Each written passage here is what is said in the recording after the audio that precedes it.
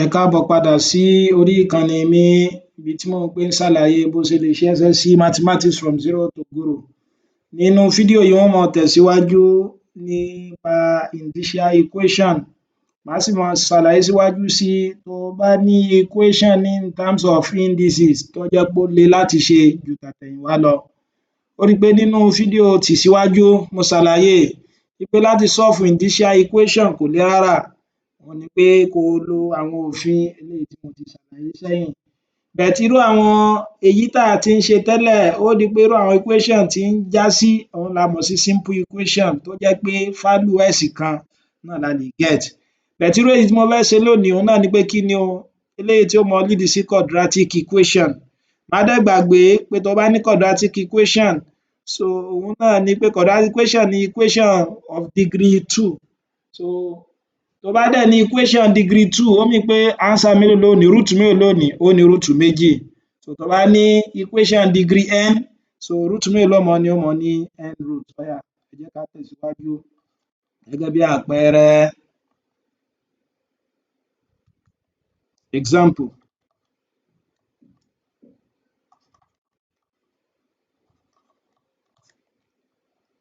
If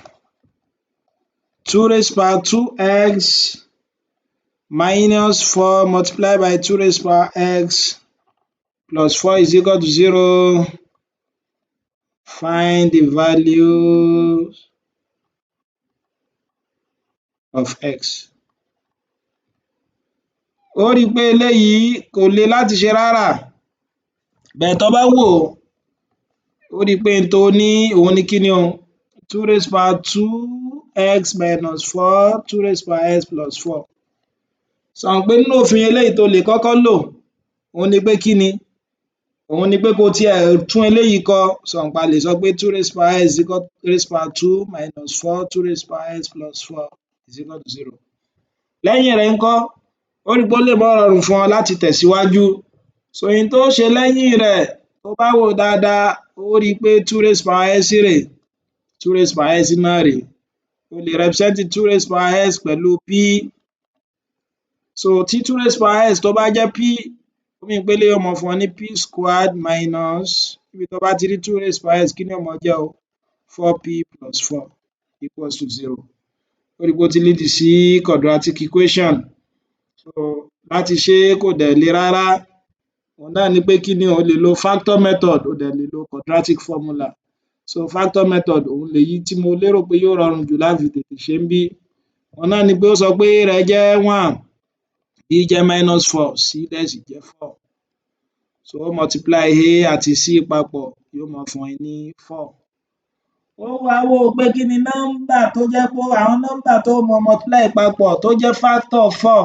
tó jẹ́ pé tó bá multiply wọn papọ̀ yóò máa fún ẹ ní 4, tó bá add wọn yóò máa fún ẹ ní minus 4. Eléyìí ò le rárá. O ti mọ̀ pé pẹ̀lú gbogbo nọ́mbà tó bá ní factor, a máa ń ní pair nọ́mbà kan tó jẹ́ pé tó bá multiply àwọn méjèèjì papọ̀ yóò máa fún ọ ní nọ́mbà un. Gẹ́gẹ́ bí àpẹẹrẹ tí n bá ní 1 4 2 2, ó rí i pé pairs ni wọ́n. So àwọn méjèèjì tó wà nínú rẹ̀ 1 àti 4 yìí wọ́n dẹ̀ jẹ́ factor 4, tó bá multiply àwọn méjèèjì papọ̀ yóò fún ẹ ní kí ni o, yóò fún ẹ ní 4. 2 times 2 náà yóò fún ẹ ní 4. Ó rí i pé èwo ni ó wá bá a mu pẹ̀lú ohun tí mo sọ lẹ́ẹ̀kan pé kí ni máa multiply papọ̀ nínú àwọn méjèèjì. So tó jẹ́ pé yóò máa fún mi ní 4, tí n bá tún wá rò papọ̀ yóò máa fún mi ní minus 4.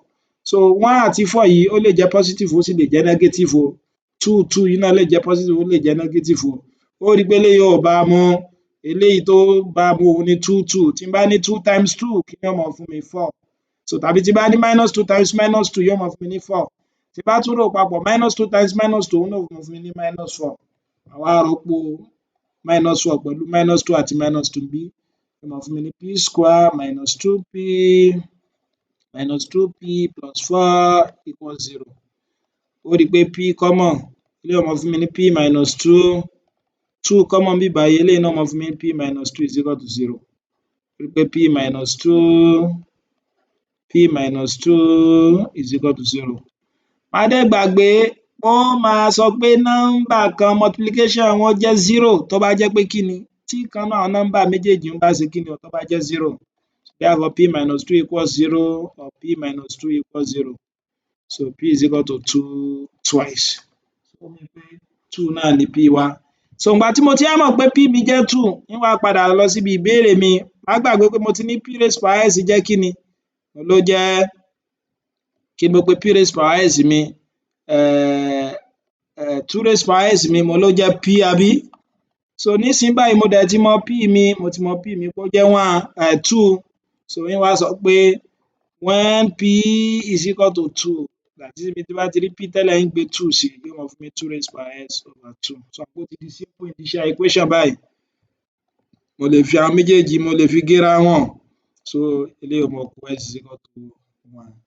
yóò máa kó s is equal to 1 twice bó jẹ́ pé a sọ pé p jẹ́ 2 lẹ́ẹ̀mejì àbí ó rí i pé tó bá padà wá tá bá gbé 1 gẹ́gẹ́ bí s wa tá bá gbé padà síbi ìbéèrè wa níbí báyìí ó rí i pé yóò mọ fún wa ní nǹkan kan náà ó yá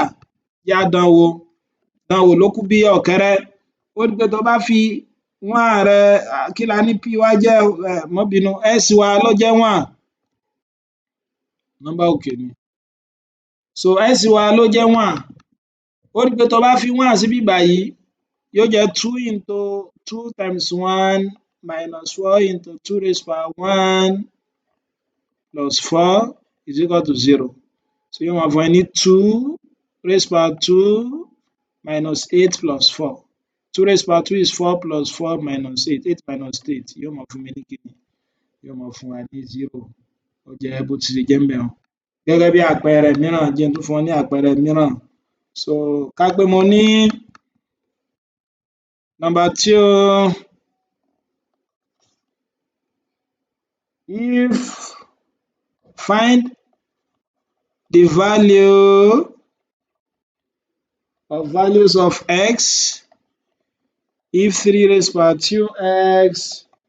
minus 12 times 3 raised power x plus 27 is equal to 0 eléyìí náà ò le rárá àkọ́kọ́ náà sọ mọ̀ pé yóò le fún ọ láti tẹ̀síwájú pẹ̀lú àwọn eléyìí so o lè lo multiplication rule o dẹ̀ lè lo division rule níbí báyìí àyàfi kó tún ṣe kí ni kó pín wọn sí wẹ́wẹ́ so láti fọ́ wọn sí wẹ́wẹ́ kò le rárá má gbàgbé pé eléyìí 3 raised power s náà ni mo lè kọ eléyìí náà tí ó máa wà ní 3 raised power s tí wàá fi p ṣe 3 raised power s gẹ́gẹ́ bí talákọ̀ọ́kọ́ so solution pé eléyìí mo lè kọ as 3 raised power s everything raised power 2 minus 12 times 3 raised power s plus 27 is equal to 0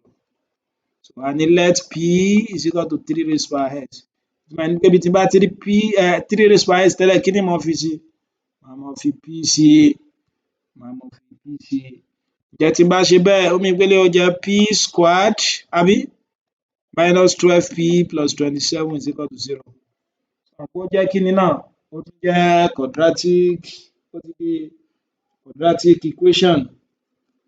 quadratic equation bákan náà o sì mọ́ gbàgbé pé kò rújú pé tó bá ní quadratic equation root mélòó ló mọ̀ ní ó mọ̀ ní root méjì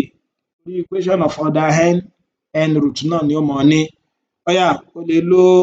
pẹ̀lú èyí tí mo gbà lò lẹ́ẹ̀kan a mi ó mọ jẹ́ 1 b mi jẹ́ minus 12 c mi dẹ̀ sì jẹ́ kí ni o 27 ṣó ti yé so tó bá multiply a àti c yóò fún mi ní kí ni 27 ó wá wo nínú factor 27 àwọn pairs tó jẹ́ pé tó bá multiply pẹ̀lú ara wọn yóò máa fún ọ ní 27 tó bá dẹ̀ rò wọ́n papọ̀ yóò máa fún ẹ ní b which is minus 12 má gbàgbé pé 27 ní factor 1 3 9 àti 27 so mọ̀ pé àwọn pairs yẹn ni 1 27 3 9 kí ni nínú àwọn pair yìí tó jẹ́ pé tí n bá multiply wọn papọ̀ tí ó máa fún mi ní 27 tí n bá dẹ̀ rò wọ́n papọ̀ tí ó máa fún mi ní 12 ó rí i pé eléyìí ni àbí torí tí n bá ní 3 minus 3 times minus 9 yóò máa fún mi ní 27 minus 3 minus 9 yóò máa fún mi ní minus 12 tó bá rọ́pò wọn pẹ̀lú eléyìí màá mọ ní kí ni o màá mọ ní p squared minus 3p minus 9p plus 27 is equal to 0 ó group wọn ó kó wọn pọ̀ so p wà níbí báyìí eléyìí ó jẹ́ p minus 3 9 common níbí báyìí òun náà jẹ́ 9p minus 3 ó rí pé p minus 3 common yóò máa jẹ́ p minus 3 p minus 9 is equal to 0 má dẹ̀ gbàgbé òfin tí mo sọ lẹ́ẹ̀kan pé ó mọ ní product nọ́mbà kan méjì máa jẹ́ 0 tó bá jẹ́ pé kí ni o tó bá jẹ́ pé ìkan nínú àwọn méjèèjì bá jẹ́ 0 ó mean pé it is either p minus 3 is equal to 0 or p minus 9 is equal to 0 tó ti yé wa báyẹn so p is equal to 3 or p is equal to 9 má dẹ̀ gbàgbé pé kí la sọ tẹ́lẹ̀ a sọ pé 3 raised power s wá jẹ́ p you now say let p is equal to 3 ìgbà tí p wá jẹ́ 3 yóò jẹ́ 3s is equal to 3 raised power 1 so bó ti di simple indicial equations in so 3 raised power s is equal to 3 raised power 1 kí ló ṣe fún ó rí i pé n tá ṣe ni pé kí ni o ká ṣe kí ni o ká equate base náà so ká equate base so eléyìí ó gẹra wọn s will now be 1 so ẹlẹ́ẹ̀kejì kí ni p wá jẹ́ lẹ́lẹ́ẹ̀kejì so mọ̀ pé a get pé p jẹ́ kí ni níbí báyìí o a ló jẹ́ p jẹ́ 9 so you still say let p is equal to 9 so ó mean pé ọmọ ní kí ni o 3 raised power x is equal to 9 3 raised power x is equal to 3 square so náà pé òun náà ti di kí ni simple indicial equation ó mean pé 3 ó ṣe kí ni 3 ó gẹra wọn s mi ó máa jẹ́ 2 so you now say therefore x is equal to 1 or x is equal to 2 x is equal to 1 or x is equal to 2 so tó bá lọ òkè nínú ìbéèrè tí wọ́n fún ọ tó bá lọ rọ́pò s pẹ̀lú 1 ó rí i pé yóò máa satisfy equation yẹn yá dánwò síbí dánwò ló bí ọ̀kẹ́rẹ́ óyá so níbí báyìí tí n bá sọ wípé s mi jẹ́ 1 ó mean pé eléyìí ó jẹ́ 3 2 times 1 minus 12 3 times 1 plus 27 yóò jẹ́ 9 minus 36 plus 27 27 plus 9 that's 36 so ẹ má bínú gègé mi tí ń ṣe ségesège so yeah yóò jẹ́ 36 minus 36 which is equal to 0 eléyìí ni bó ṣe mọ ṣe àwọn other indicial equation ó rí i pé kò le rárá mò ń gbọ́yànjú pé láti lọ sínú àwọn past question rẹ kó solve àwọn eléyìí tó dàbí rẹ̀ ǹjẹ́ tó bá tún ní ìbéèrè míì lẹ́yìn rẹ̀ kó tún bi mí mo sì dá ọ lóhùn títí tí wọ́n fi máa pàdé rẹ nínú fídíò tó ń bọ̀ tó o bá ti subscribe sórí ìkànnì mi má gbàgbé láti ṣe bẹ́ẹ̀ o ṣeun.